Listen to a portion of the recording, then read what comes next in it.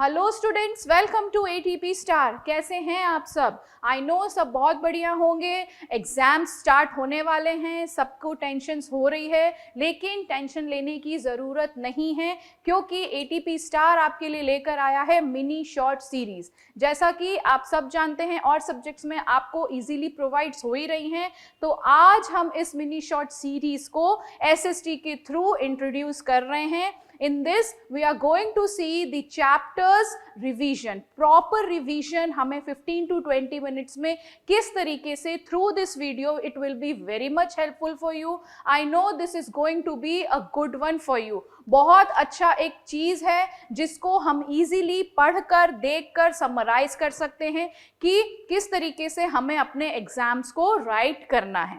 ठीक है, so not wasting the time, let's just start. पहला चैप्टर जो है वो है हमारा पावर शेयरिंग। इससे हम अपने मिनी शॉर्ट सीरीज की स्टार्टिंग करते हैं। द मोस्ट इजीएस्ट वन, जिससे कि आपको भी लगेगा yes this is very much helpful for us. ठीक है, यहाँ पर 6 मार्क का क्वेश्चन हमारे पास आने वाला है, मतलब पावर शेयरिंग से हमें 6 मार्क्स क्वेश्चन डेफिनेटली आएगा। इस चैप्टर के थ्रू हमारे पास वो पूरे 6 मार्क्स हमारे हाथ में होने चाहिए, because the most easiest one. ठीक है, तो not wasting the time, let's just start. First thing जो हम इस चैप्टर में देख रहे हैं वो है पावर शेयरिंग। दैट मीन्स कि यहाँ पर पावर को किस तरीके से शेयर किया जाता है in a democratic country. We are going to see with the help of 2 countries. 2 country की मदद से हम देखेंगे कि कोई भी कंट्री में जो पावर शेयरिंग होती है वो इम्पॉर्टेंट क्यों होती है। तो पहली कंट्री जो हम देखेंगे is are what, the Belgium. एक छोटी सी कंट्री है, not more than the population of less than 1 crore people। एक हरियाणा का जो स्टेट है हमारा इंडिया में, उससे अगर हम इसको कंपेयर करेंगे तो लगभग बराबर ही है। हरियाणा की population is more but the Belgians population is less than और the 1 crore people are living over there. Borders की बात करें, जो बॉर्डर शेयर करता है वो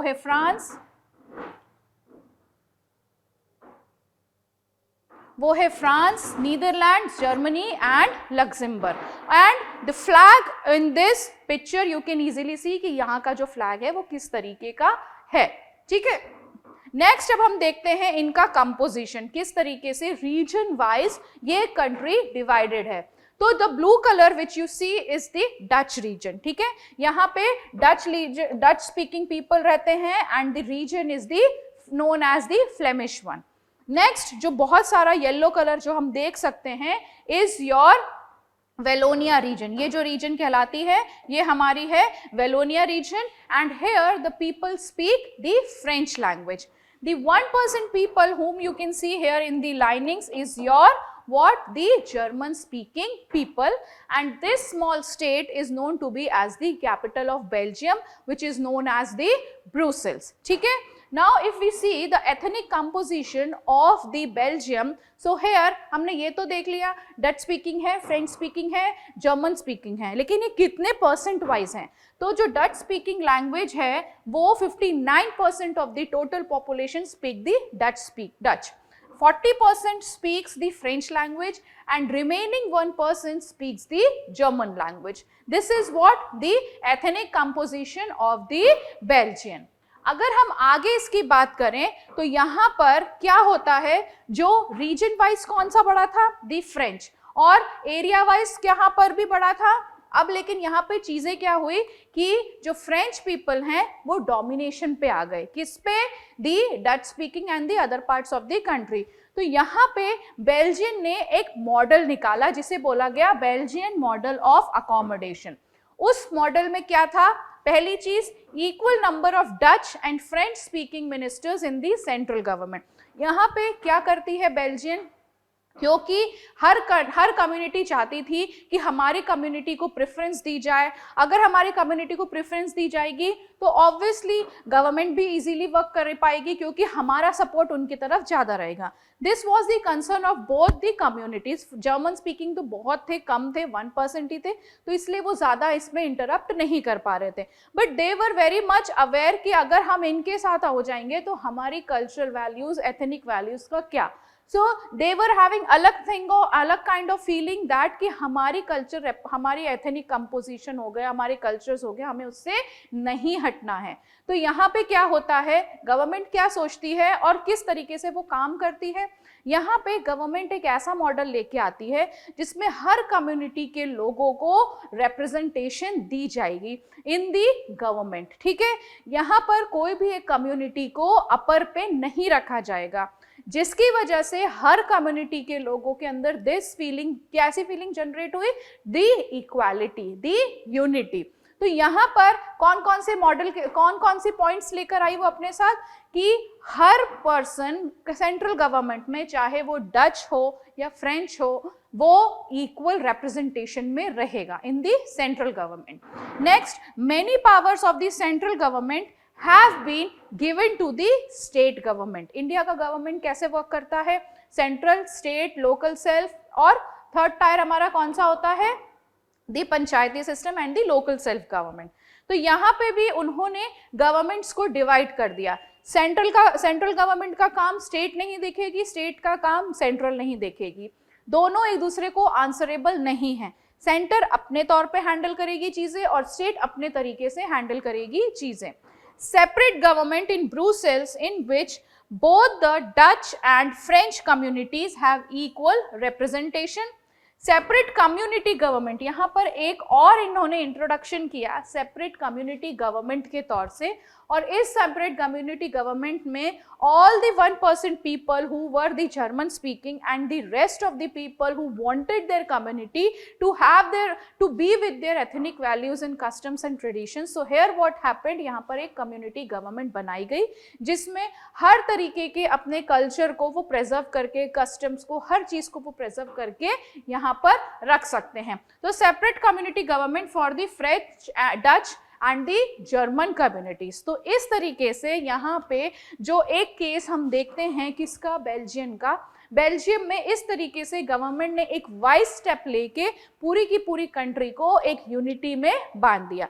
they have made their country United. So this was the case of the Belgium.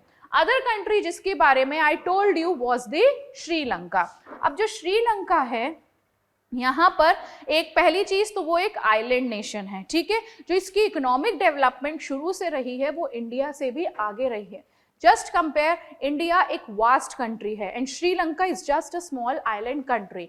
So here यहाँ पे कंपैरिजन होना तो बनता ही नहीं है क्योंकि इंडिया एक बहुत बड़ी कंट्री है, बट फिर भी कंपैरिजन हुआ और उसका जो इकोनॉमिक डेवलपमेंट शुरू से रहा है वो इंडिया से ज्यादा अच्छा रहा है। लेकिन यहाँ पे ऐसी क्या चीजें होती हैं, अब जब हम यहाँ का डिवीजन देखते हैं लैंग्वेज वाइज, रीजन वाइज, तो यहाँ पे डिवीजन कैसा रहता है, एक स्मॉल आइलैंड नेशन है, a few kilometers far from southern coast of Tamil Nadu which is in India। Population जो है यहाँ की 2 crore है, दैट मीन्स हरियाणा से लगभग बराबर ही है अगर हम कंपेयर करें तो। अब यहाँ का अगर हम एथनिक कंपोजिशन देखें तो यहाँ पे जो स्पीकिंग पर्सन्स हैं 74% of the people speaks Sinhala, 18% of the people speak Tamil and 8% other language जो बोलते हैं। अब यहाँ पे जो तमिल स्पीकर्स हैं उनका भी फर्दर डिवीजन है, 13% is the Sri Lankan Tamils and 5% is the Indian Tamils.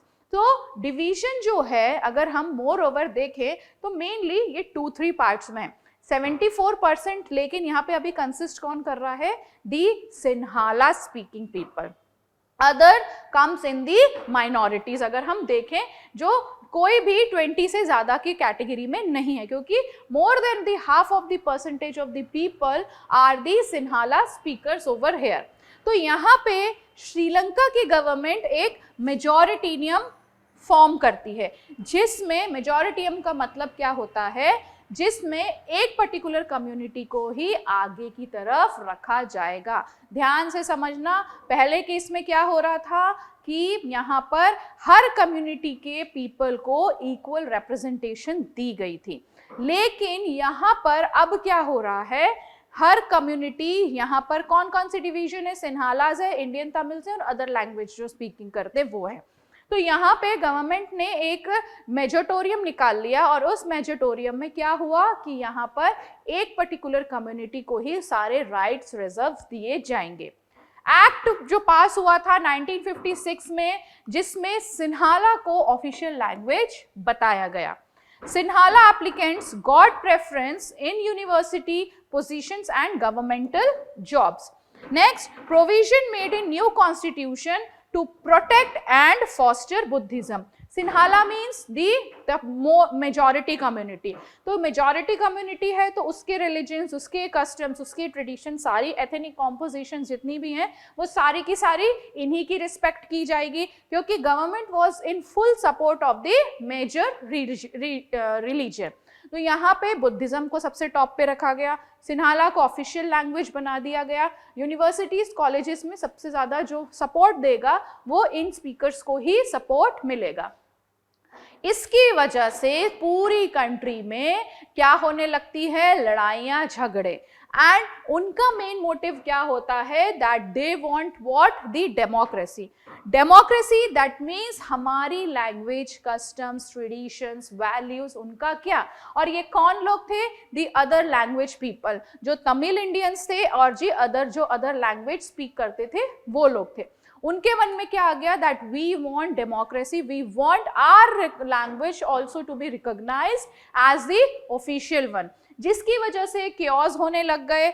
यहाँ पर केओस होने लग गए तो किस तरीके से हैंडल हुई चीज़ें, यहाँ पे लोग ये सोचने लग गए कि अगर हमारी लैंग्वेज को ऑफिशियल नहीं बनाया जाता है तो हमारी चीज़ों का क्या।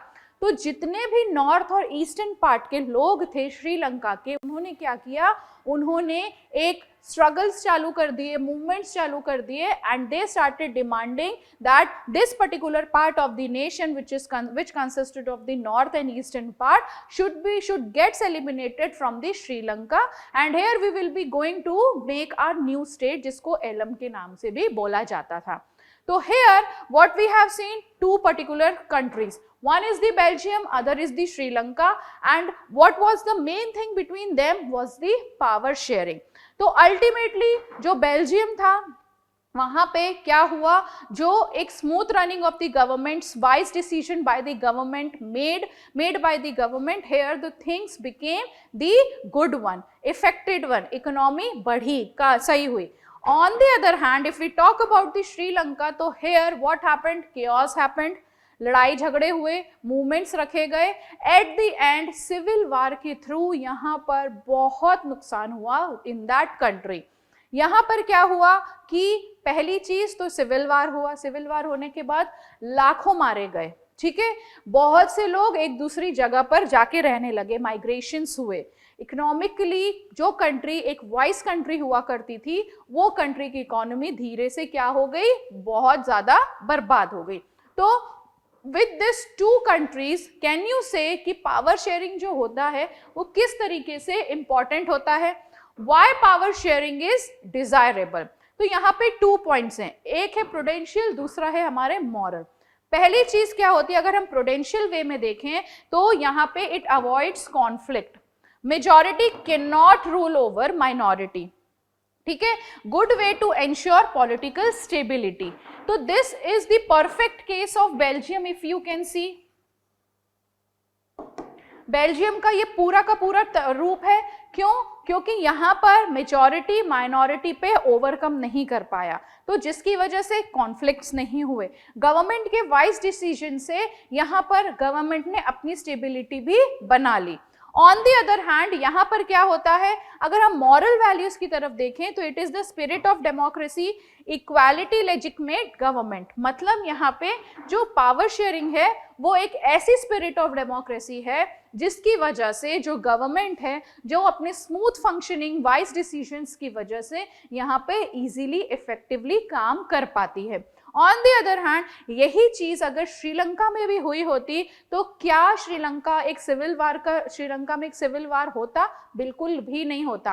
हर equal representation of the community अगर वो देते तो आज श्रीलंका भी जो फिर से पीछे होता जा रहा है वापस से, वो चीजें आज की डेट में नहीं हो रही होती। नाउ अब फॉर्म्स ऑफ पावर शेयरिंग, जो पावर शेयरिंग के फॉर्म्स हैं वो कौन कौन से होते हैं? A general government for the entire country, call the centre government at the provincial regional, जैसे कि फेडरल कोर्ट होता है। तो गवर्नमेंट जो होती है उसका जो वर्किंग होता है वो हर पार्ट्स में डिवाइडेड होता है, बी इट सेंट्रल, स्टेट और द लेजिस्लेचर। नेक्स्ट, यहाँ पर स्टेट गवर्नमेंट अपना अलग काम करती है, constitutional distribution of power to the state and the centre. Same with the panchayat and municipality and vertical division of power. ठीक है, वर्टिकल डिवीजन ऑफ पावर रहता है जिसकी वजह से smooth functioning of the power sharing यहाँ पर होती है। ठीक है, अगर यही स्टेबिलिटी, यही वाइज डिसीजन अगर श्रीलंका ने भी दिखाया होता तो Sri Lanka was also would have become what, the perfect one, जैसे कि बेल्जियम ने वाइज डिसीजन के थ्रू यहाँ पे काम किया। ठीक है, so this completes your chapter. Hope आपको इस चैप्टर में मजा आया होगा। हमें क्विक रिवीजन के थ्रू बहुत सारी हेल्पफुल, जो हमारी नीड रही होगी उसमें हमें बहुत ज्यादा हेल्प मिली होगी। तो इसका जो पीडीएफ है वो मैंने टेलीग्राम पे शेयर कर दिया है। Hoping that all you will be liking it. फटाफट से कमेंट करना, जिसकी वजह से हमें और ज्यादा लगेगा कि yes this is very much helpful for you. Thank you so much.